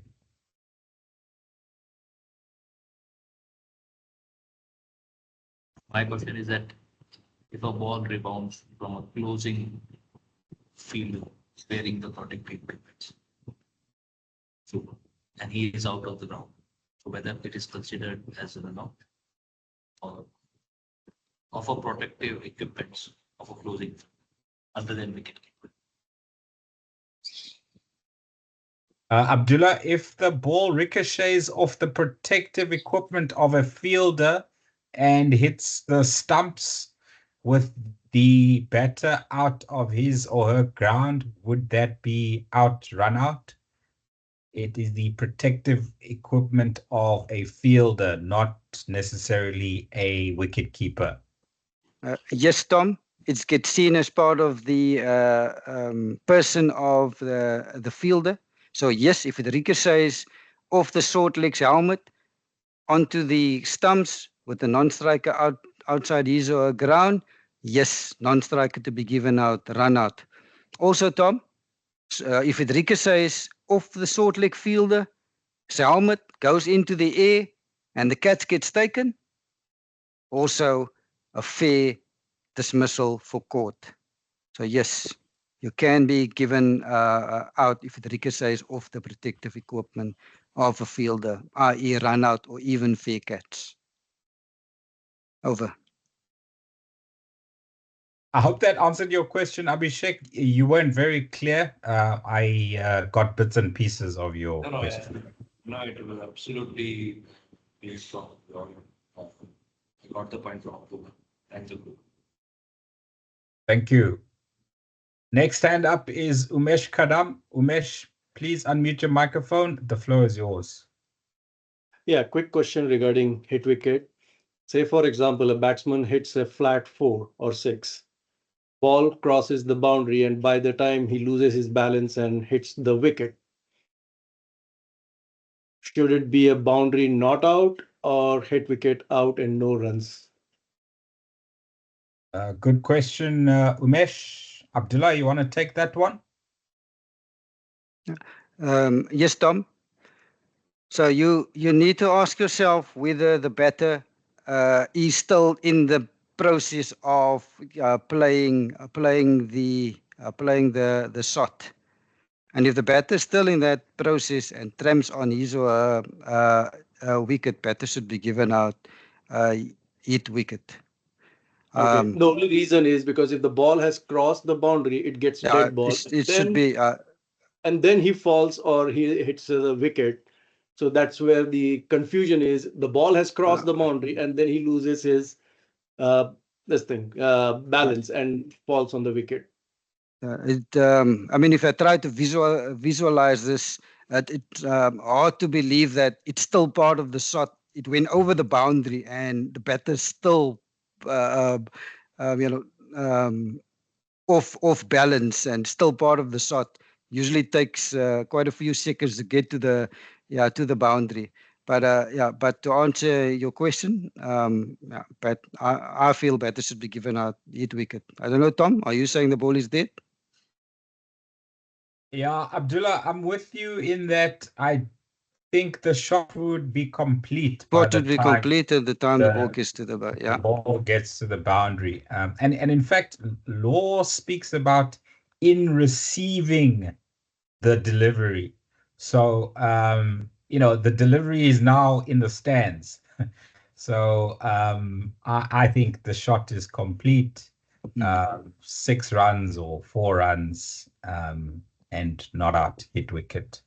Umesh, I would like to see an example of this. I have seen an example of this. I'll try and find it. It's always better. It happened in one of the games I was playing, and the ball just went quickly, like it was a flat, hard hit 6 on the leg side. And the batsman was on the knee, and by the time he was trying, means he hit the shot, and he was trying, means his shot was completed. By the time he was his shot was completed, he fell, and the ball was by then gone outside the boundary. That's where. So. Yeah, if you've got a video clip of that, I'd love you to send it to me, and we can analyze it with visuals. A lot easier to analyze scenarios with the video rather than just trying to imagine them. Yeah. Okay. Yeah. Okay. Next hand up is Fitzroy Hells from Florida. Hope the hurricane is not tearing your neighborhood apart, Fitzroy. Please unmute your microphone. The floor is yours.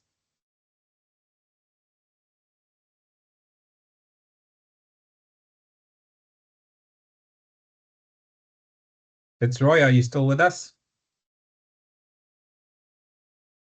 You seem to have unmuted your microphone, but I'm not hearing anything. Maybe type in your question into the chat box, Fitzroy.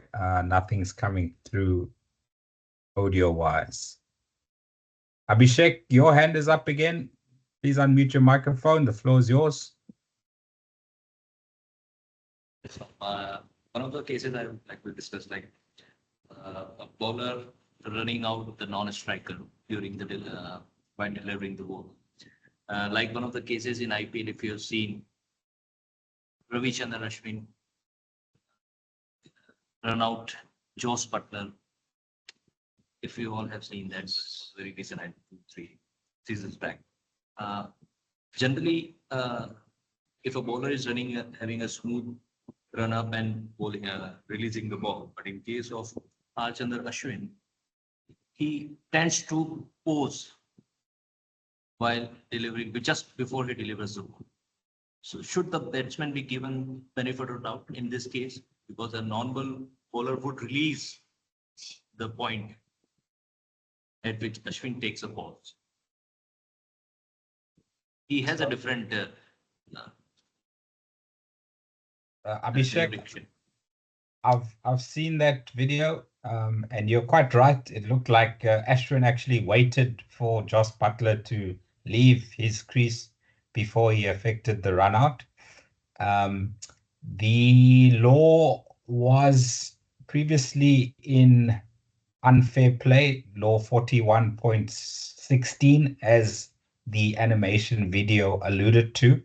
It was moved to the run out law to put the impetus on the non-striker to stay in his or her crease until the ball is delivered. It's as simple as that. It is now for the non-striker to watch the bowler's hand and to watch the ball out of the bowler's hand before leaving his or her crease. So that is why the bowler can take as long as they want if they have not reached the vertical as the TV umpire in the BBL scenario described, if they have not reached the expected point of delivery with their arm and their hand, then the non-striker needs to stay within his or her popping crease. It does not matter if there's a pause by the bowler. It does not matter if the bowler doesn't even jump up as normal in his or her delivery stride. The onus is on the non-striker to stay in his or her crease until the ball is delivered or the bowler reaches with his or her arm the expected point of delivery. I hope that clears your understanding, Abhishek. Yeah, okay. Actually, it was more hurting to see that Indian running out of batsmen, England origin. But Joseph Butler was playing for Rajasthan and I'm from Rajasthan, well, so it was more hurting. Thanks, Abhishek. Fitzroy, you've got your hand up still. You want to try and unmute your microphone and chat again? I'm done. I'm done from my side. Thank you. Yes, Fitzroy. Do you want to try and unmute your microphone and speak? Or are you still not able to?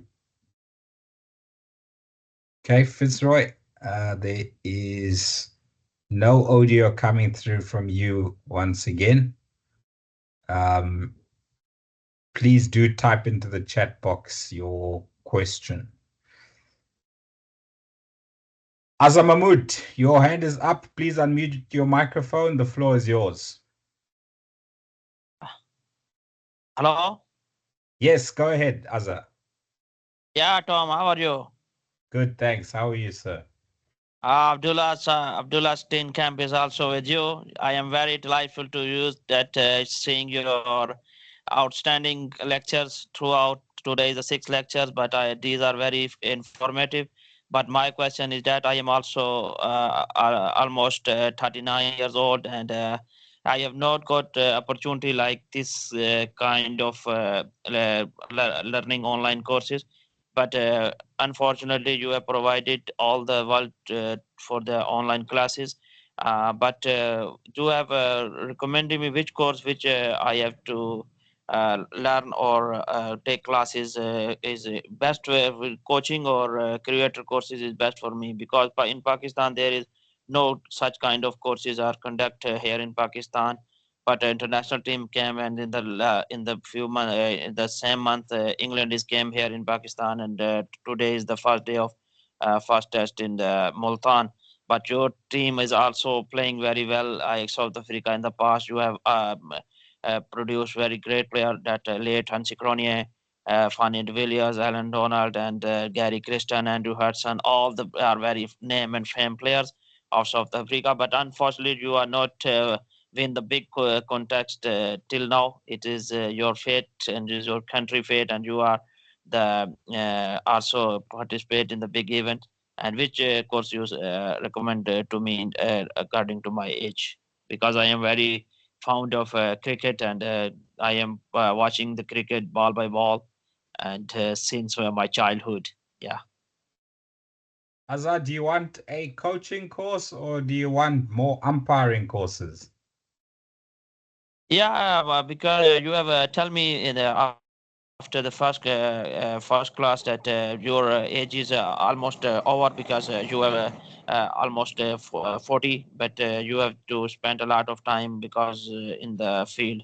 But you have suggested me that coaching is the best opportunity. That's why I'm asking the question about coaching is best for me, or creator or something scoring course, because I want to take the life of mine is remaining. I want to indulge in these sports like cricket perfectly. That's why I'm asking some questions regarding this. Azza, the world is your oyster. You can study whichever courses you want to study. You can umpire until you are 80 years old. your body can carry you. We've got umpires here in Cape Town who are more than 70 years old. You will probably not be considered to become an international umpire because you're starting a bit late. But it doesn't mean that you cannot become a good club cricket umpire in Pakistan. So stick with us and we'll take you places. We have level 1 on at the moment. We will have level 2 and level 3 next year for you to join us. As soon as you pass level 1, we will add you to our database so that when level 2 starts next year, you will get an email a week before the first lecture and you will be able to join level 2. And when you pass level 2, then you will be able to join level 3 when it starts. And when you pass your level 1 exam, you need to let me know where in Pakistan you are, and we will find the Umpires Association closest to you in Pakistan, and we will give you the contact details of the person you need to send your certificate to and ask how you can join that Umpires Association and start umpiring. I'm not a coach. I'm not a curator. I'm not a scorer. So I don't know how to guide you through the process of becoming a coach or becoming a curator or becoming a scorer. So if you want to become an umpire, you've come to the right place. I hope that answers your question, Azza. Yeah, all the questions are clear, but I will. If you have tell me the any kind of the coaching courses are conducted online, and if you send me the link on my email about creator and the coaches, because coaching is the not tough job like umpiring, because in the umpiring I have to stand almost 7 to 8 hours in a day in the test match, and as the same as in the 1 day and the 3 days matches. That is just hard working process. And you have also tell me that you have sacrificed your Saturday, Sunday week off and your family, and that's why I am asking again and again in question, because you are a good instructor and you are a good my teacher, as you considered me that I am a student and life is ongoing process, that every year, every time a man is learning, you have to build power to learn. That you have given me a lot of suggestions about that. If you are above 80, they are conducted the umpiring, and I have completed level 1, then next year level 2. Yeah, these are all the very fruitful information regarding me, and you have tell me. But these are some questions. That's why I'm very fond of Antichronia and your South Africa players, your John T. Rhodes, and I am very outstanding about your players in the past. Remember me in my heart every time. Funny to be Donald Don's closer in the 99. He's a perfect player. But so he's the hero of the tournament. But unluckily, at the last ball, when Alan Donald ran and never complete the run, and he ran out, and Australia got in the final and win the contest. Yeah, these Okay. are the memories which are. Azza, thank you for taking us down memory lane. It is some painful memories for us South African supporters. But Asif Hassan Khan has posted some information in the chat box that can help you with umpiring and with coaching. I've also posted a link to the only online coaching course that I know of. It's coachedcricket.com, and it is run by none other than Gary Kirsten, former South African opening batter. Okay, so Azza, please follow, maybe get a hold of Asif Khan, and he can help you. All right, Asif thank you Khan, so kindly much send for me the joining. detail of Asif Khan on my email. Is possible? I don't know Asif Khan's contact details. Just chat to him in the chat box, and you two can take it further. There, Asif He's Khan has also posted. is He's Asif posted Khan his is in number. our same batch. He's taking classes. He's in this class and he's posting messages in the chat box right now. Azar, can you see the chat box? Yeah. Okay, read the chat box. Okay. Thank you. Have a good evening, Azza. Right. Aviwe has asked me to take you through a scenario that I did take you through earlier, Aviwe. I'm sure you joined a bit later on. Catch takes precedence. Even though the run out happened first, the striker will be out caught. The non-striker will not be out run out. Right. So thank you very much for sharing those details, Asif, and hopefully Azar will get a hold of you. Next hand up is Odudu Essien. Odudu, please unmute your microphone. The floor is yours. Good evening, everybody. Good evening, sir. Go ahead. Yeah, I really appreciate you for the course. My question goes, it's about hit wickets. A ball is delivered to a batter, and the batter went in a play motion, and the ball ends up in the batter's pad. And in attempt of getting the ball out of his pad, his bat hits the wicket. Is it an out or he's not out? Odudu, remember last week we spoke about the dead ball, and if a ball is trapped in the clothing or equipment of a batter, then it is automatically a dead ball. So if that ball became trapped in the pad of the batter, I imagine it's trapped in between the flap of the pad and the thigh of the striker. If that ball was trapped before he put his wicket down, then it is not out hit wicket because the ball automatically became dead before the wicket was put down. I hope that answers your question, Odudu. Yes, sir. Thank you very much. Thank you. You're welcome. Next hand up is Zaim. Zaim, please unmute your microphone. The floor is yours.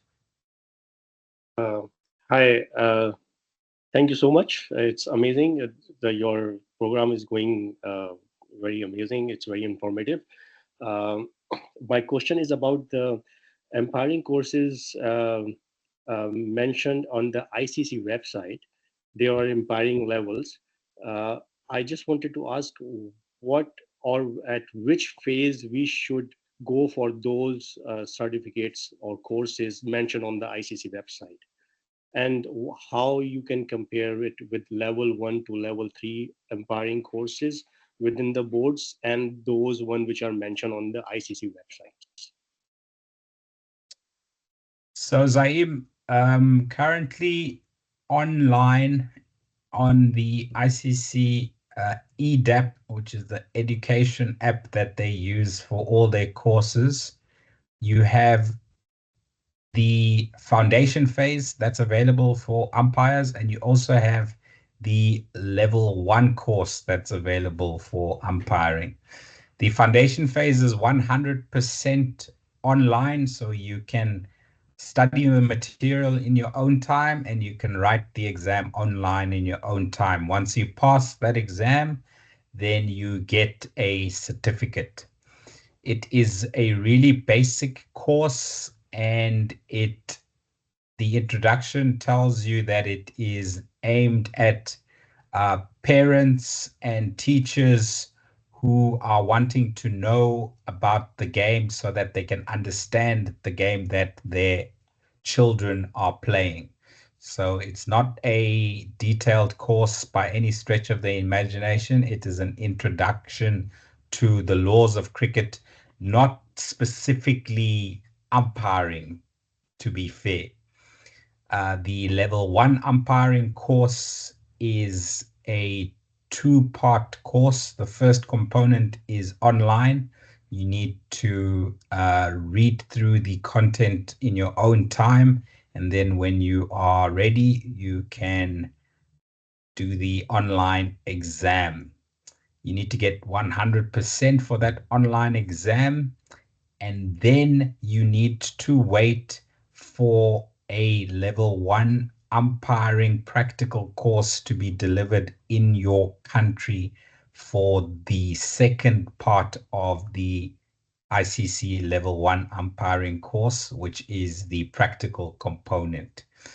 Only after you have been selected for that practical course and you have been adjudicated as competent in level 1 umpiring, there will be practical tests in that level 1 course that you will do, and the umpire tutor, the ICC umpire tutor, will assess you in that practical test. And once he or she is satisfied that you have passed the practical test, then you will be assessed as competent level 1 ICC umpire and you will receive your certificate.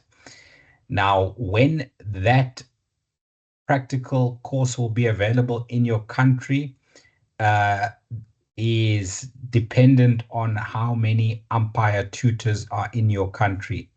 And what the ICC have done is they have trained ICC umpire tutors in those countries first that do not have their own umpire qualification courses.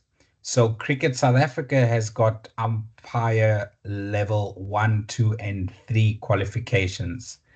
The West Indies, the BCCI in India, Pakistan Cricket Board, they all have Cricket Australia, ECB in England, they all have their own umpiring qualification levels. So the ICC is not focusing on those countries who already have their own qualification levels in umpiring. So I don't know when it will get to Pakistan. So I, for example, I have done my level 1 online exam and I've passed it, but I don't have the certificate because there hasn't been an ICC level 1 practical course component delivered in South Africa. So be patient with those courses. The same applies for coaching, the same applies for ground curatorship, the same applies for scoring courses. You can do all of the foundation phase courses online 100%, but from level 1 onwards, the courses are part online and part practical. So the level of difficulty of the level 1 ICC, I think, is a little bit higher than Cricket South Africa's level 1, but a little bit lower than Cricket South Africa's level 2. However, it's difficult to compare because Cricket South Africa's courses are completely theoretical. There are no practical elements to our courses, whereas, as I've mentioned, ICC's level 1 umpiring course is part theory and part practical. I hope that answers your question to some extent, Zaim. Yes, thank you so much. Just one quick thing that is that in what phase of your umpiring career we should go for those ICC courses? What phase of your career? Yes, umpiring career. Like if I want to boost my umpiring career, um, is it like those ICC certificates or courses boost my career among other umpires who get a level 1 or a level 3 umpiring courses certifications from the local boards? Would be my profile will be highlighted among those or not? Yes, Zaim, I think like any other academic qualification, the more you have, the better your CV. It's as simple as that. Whether you do it at the beginning of your career, the middle of your career, or at the end of your career, it still is the same qualification on your CV. I always say the earlier you can get qualifications, the better. Especially with the ICC ones, the fact that they have some practical elements to them will not only help your knowledge of laws and playing conditions, but also your field craft will improve through those courses. So as soon as possible, Zaim. As I mentioned, I don't know when you will have ICC umpire tutors in Pakistan. I'm assuming you're in Pakistan. I'm actually not sure. No, I'm in Canada. I'm in You're Canada near Toronto. Yeah. Okay. So I know they've been rolling out ICC umpire courses in the US. I'm not sure about Canada yet, but hopefully they'll get there sooner rather than later, because if I'm not mistaken, Canada doesn't have their own level 1, level 2, level 3 umpiring qualifications. Yes, here it's governed by Cricket West Indies board. They have their office here, and they conduct level 1 to level 3 umpiring courses and certification with some practicals. Sure. So I'm looking forward to do those from my local associations. Yeah. But I'm just wondering about how it connects with the ICC certification. So thank you for elaborating on that. Thank you. Sure. You're welcome. Fitzroy asks, and Abdullah, these questions seem to be repeated from previous courses, and I'm sure it must be in a test somewhere that guys struggle with, that they eventually keep sending them to us. So a bowler's injured after ball number 1, replaced by another bowler. The replacement bowler is injured after ball 4. Can the previously injured bowler replace the replacement bowler? Over to you, Abdullah. Repeat and repost, please. Answer to the question is yes. There's nothing in the law that stops this bowler that's now suddenly fit again. Hard to see this happening, because I mean, after ball 1, if you get injured, you usually need to go off the field to get some treatment.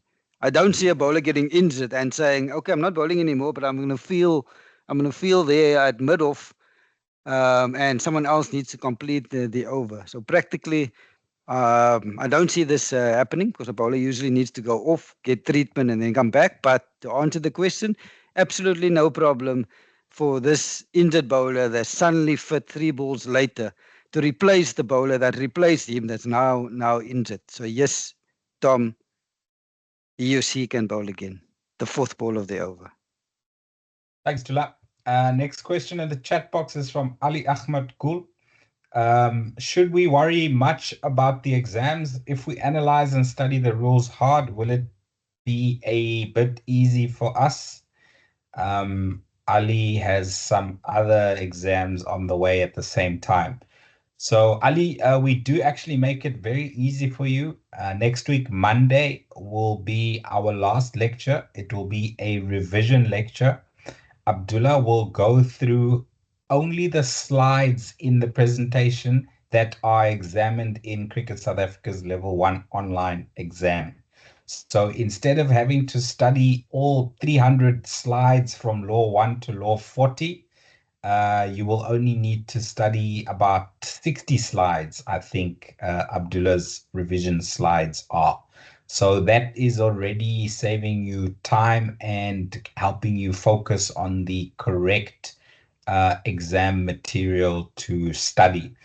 Also, the questions are all true or false or multiple choice questions, so you don't need to memorize a lot of information that you need to regurgitate.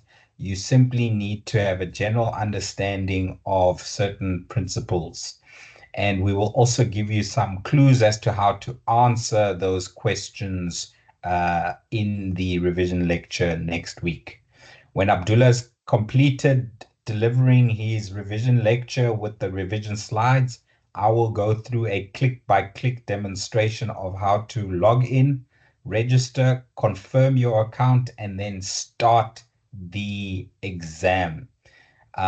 We will go through an introduction to umpiring exam, which is 35 questions, all true or false, and that will give you an idea of the questions that you can expect in the Cricket South Africa Level 1 exam. So don't be worried. We've been doing this for over 4 years now, and we've got a pass rate of more than 90%. So stick with us. We'll take you places. We'll make sure that you pass. You even have 5 attempts to achieve the pass mark of 80%. So I'm sure you will be fine. No more questions in the chat box. Azza Mahmood, one last quote from you. Any World Cup finals that you remember South Africa winning? Please unmute your microphone. The floor is yours.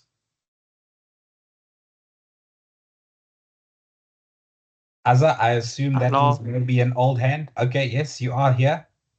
Go ahead. Was that an old hand, Azza? Okay, we're going to move on to Abhishek. Abhishek, please unmute your microphone. The floor is yours for the last question of the evening. Storm, I just wanted to say that the only match which is very close to my heart is the 99 semi-final, the tied one. And I cried many days after that. That was the only match I remember. I was 13 years old then, but I understand what must be, you all must be going through. Abhishek, you are raising. I remember each and every.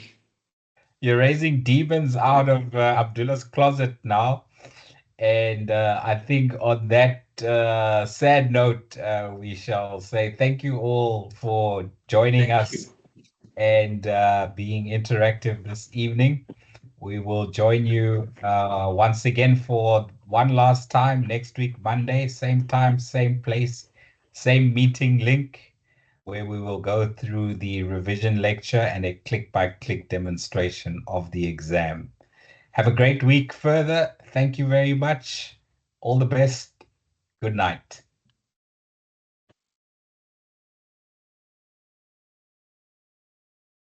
I'll be with